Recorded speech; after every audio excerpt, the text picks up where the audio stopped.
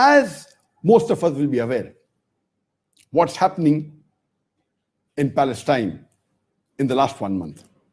And we are aware that in the month of Ramadan, a few weeks before, many Palestinians were evicted from their home.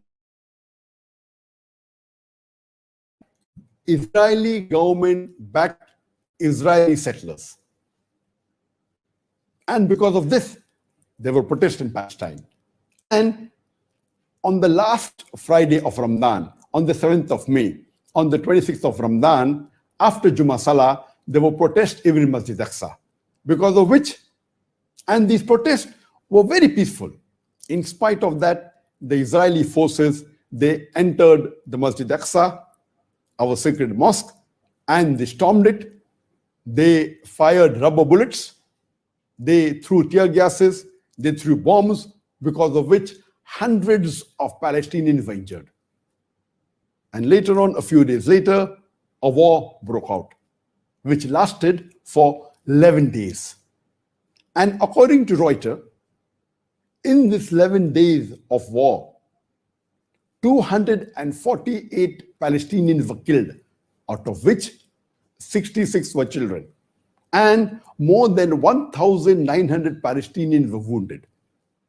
And many of the wounded people, every day they're dying. So the number of people that are being killed is increasing. And according to the Israeli news and Al Jazeera, only 10 Israelis were killed, of which 2 were children.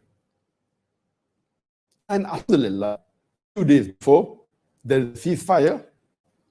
And after the ceasefire that has taken place, each side is claiming that victory is theirs. The Palestinians are saying that because of the ceasefire, we are victorious. Israelis are claiming the same.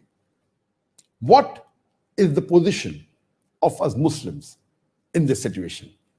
Number one, we have to realize as Muslims that today there are 5.211 million Palestinians as of today, according to Worldometer, on the 24th of May 2021.